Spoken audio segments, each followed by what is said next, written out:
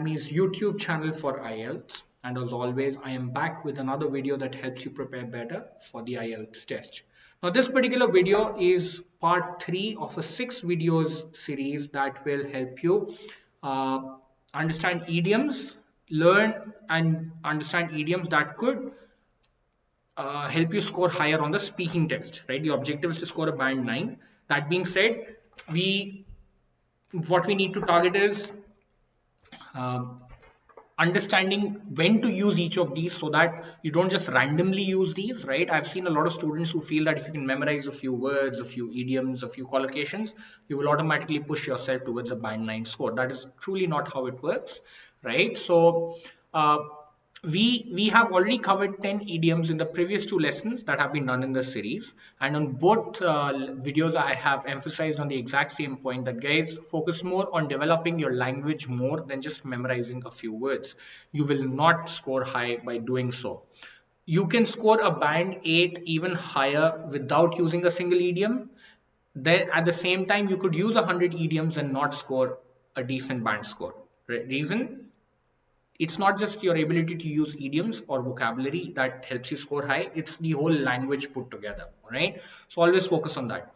I ensure that I repeat this for all of you before I start teaching because I truly do not want to mislead you.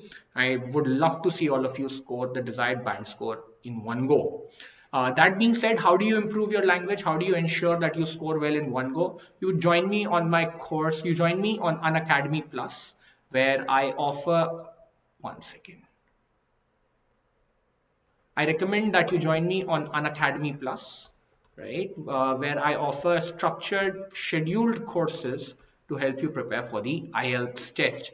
So Unacademy Plus is a subscription-based service which is available on Unacademy's app, where students such as tutors such as I, as well as a few more, we offer these courses that I've spoken about. Hi Sadaf, welcome to the class. How are you? Hi Pachu, welcome to the class. How are you?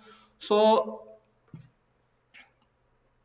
these courses I offer two, one being grammar and the other being IELTS, right? And grammar course is for 3 weeks. This is basically for students who are weak at English, who are weak, below average or average at English, and need to first improve their language, because without improving your language, you won't score well on the test. The classes are Monday to Friday, and currently the timings are 4 o'clock to 5 o'clock.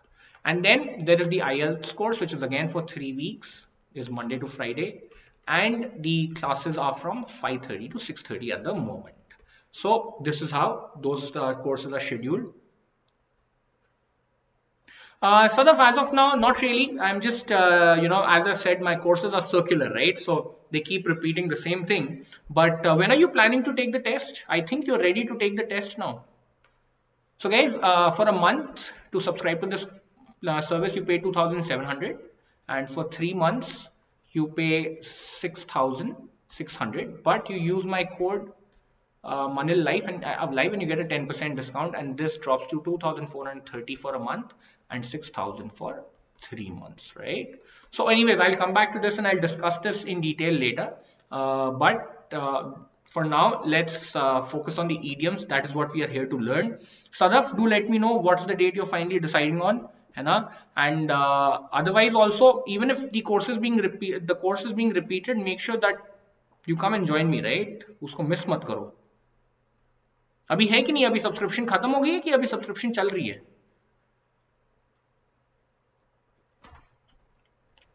Alright, in the meantime, these are the idioms that we've already done in the previous lessons. Come hell or high water, back to square one, to dodge a bullet, look through someone, have a narrow escape, get a kick out of something, do something for kicks, jump for joy, float or walk on air, something makes your day, alright? So these were 5 that help to sort of show happiness.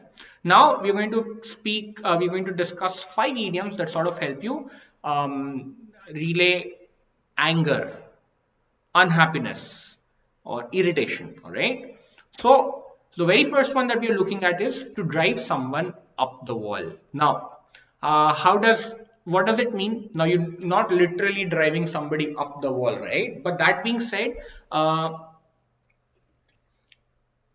what you're doing is you're sort of pushing the person into one corner, okay, and getting them really, really, like, oh, I want to get away from this situation, really, really angry with somebody. So to make someone very, very angry. Now, I have for the longest time tried to figure out how can drive someone up the wall be, something that makes somebody angry. See, usually what happens is that what you do is literally, if you imagine an idiom, it makes you see something, right? So to drive someone up the wall, which means you're seeing somebody either trying to push themselves up the wall or walking up the wall. That's what you'd see them do.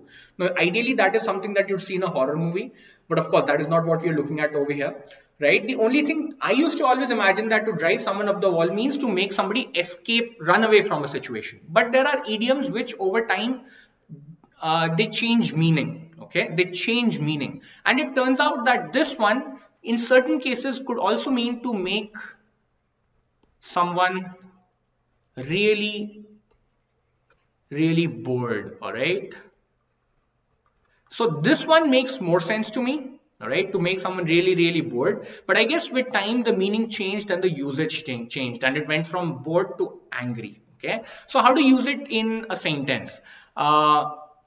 You drove him or you drove her up the wall by promoting your gas powered engine in her renewable energy summit conference. All right, let's call it the conference. So what are you doing here? There's this person who's actually trying to promote renewable energy, and you walk in there and you go like, here's a gas powered engine for all of you to use. All right,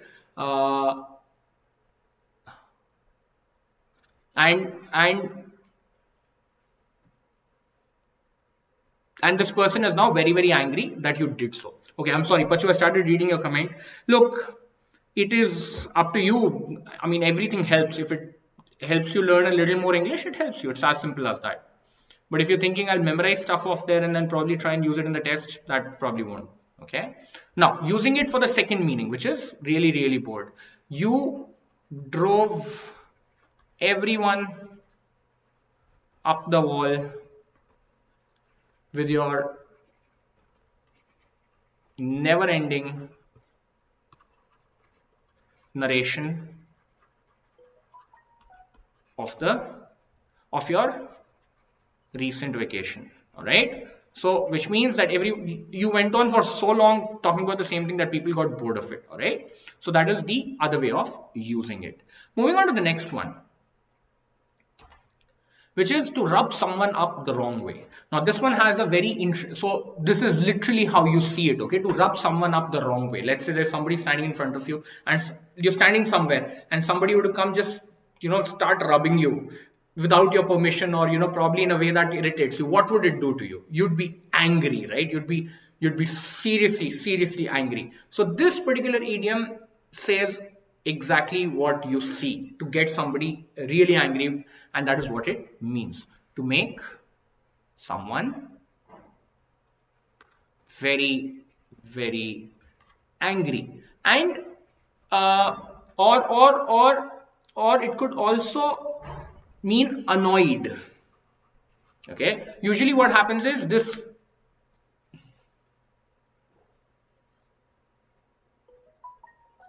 So the next one is again it will be, I think, third week of this month. So मेरे ख्याल से it starts on 7, 9, 9, 10, 16. मेरे ख्याल से 16th. It starts on the 16th, 15th or the 16th. Just make sure you're subscribing by then, all right?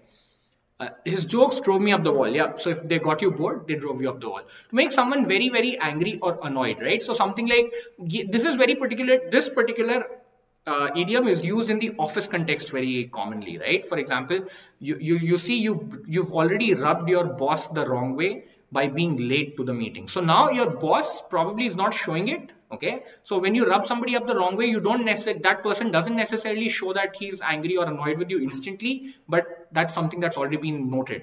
Or they may even show it immediately, right? They could also, so for example, one way to use it is You have rubbed your seniors the wrong way by being late for this meeting.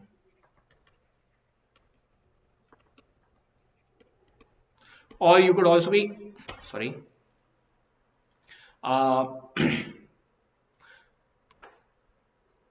reporters do not mind rubbing politicians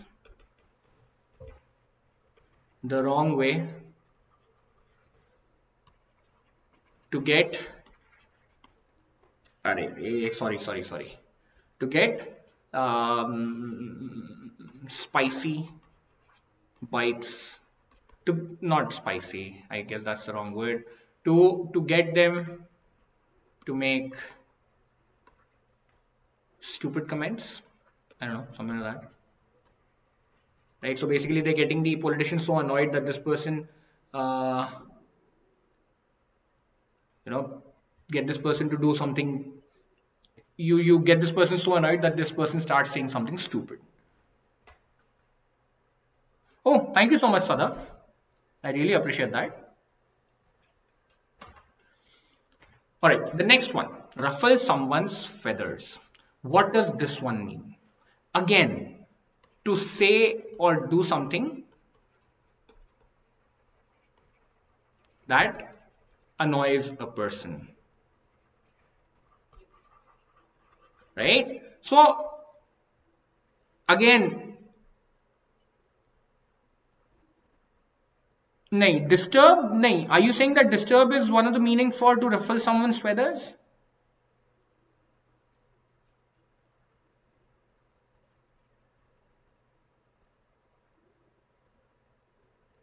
No. So, no. It means to annoy somebody. They go, हाँ, ठीक है. You can ruffle somebody's feathers by disturbing them, right? See, imagine this. There's a bird, right? You go up to the bird and then you ruffle its feathers. The bird would be annoyed, right? Because that is not how its feathers are supposed to be. They're supposed to be neat and clean and trimmed, right? In the right place, in the right way so that it can fly. But what you did was you went in and you like, करके आपने you ruffled the feathers. So now, yes, you've of course disturbed the person doing so, and in that process, you annoyed the person. So that is what, see, every idiom, like I say, has an origin, and in certain cases, you can straight up imagine what is being said and then see what would that actually do. Okay, so you ruffle someone's feathers, they'll be annoyed. Let's say someone's sitting and having food and you suddenly just walk up to them and you go like, you know what, your food is bad because you cooked it. Now this person goes like, what, why would this person suddenly say this to me? And that person would be annoyed. Okay, so you ruffled the principal's feathers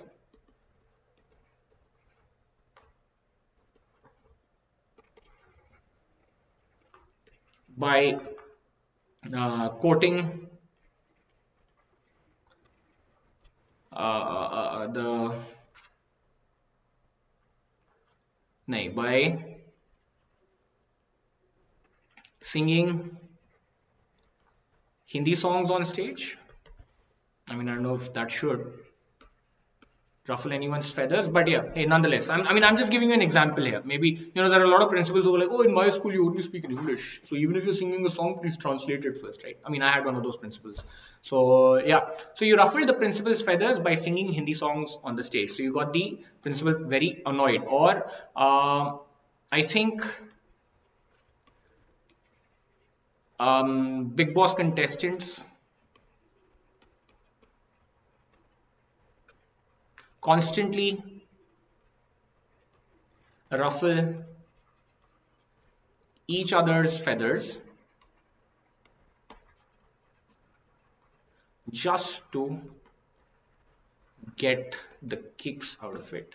Now, get the kicks out of it is something that we discussed in the previous lesson, so make sure that you're watching that video as well.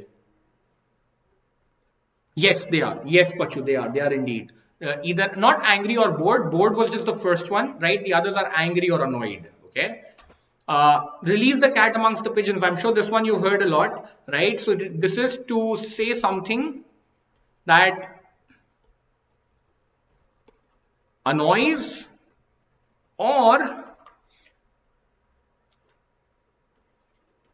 worry or gets people worried, right? For example, you are sitting in a room where you know there are a lot of people gambling. Now gambling technically, Pachu, in Nepal I know it's legal, but in India it's illegal, right? And you suddenly go like, oh, the police is coming. All right, so you just say something which is like releasing the cat amongst the pigeons, right? For example, or let's say you're sitting with a group of people who love to gossip, right? Who love to gossip, and all you go like, uh, there's a friend of yours who, no, sorry, I'm giving you the wrong example, right? And you, yeah, so you're sitting with a group of people who love to gossip, and you go like, you know what you guys just said is has been recorded, and it will be played tomorrow for the person you're talking about. So you've released the cat amongst the pigeons. So people are like, oh my god, what's this happening? Oh my god, oh my god. Yeah? So they're now running around helter skelter trying to figure out what to say next so that they're not in trouble. Or something like uh,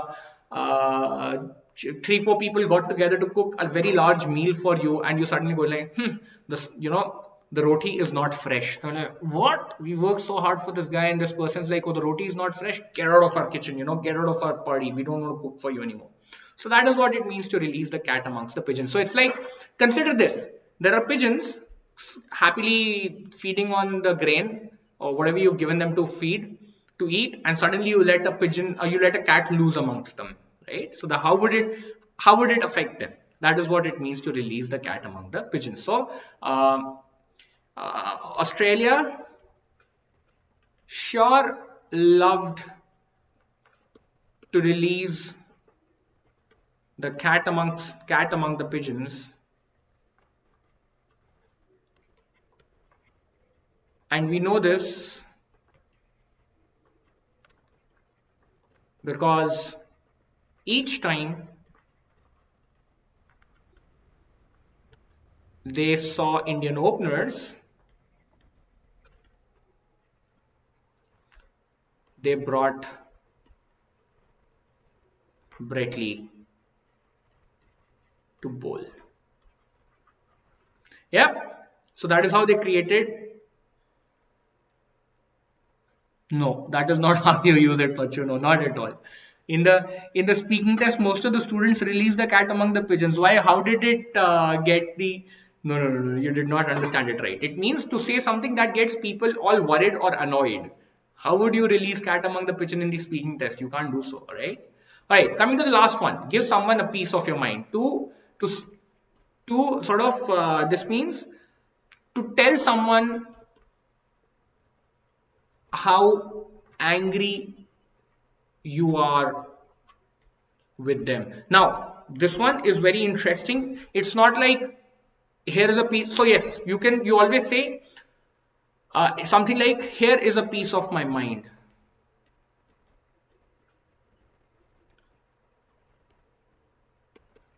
You are a useless chef.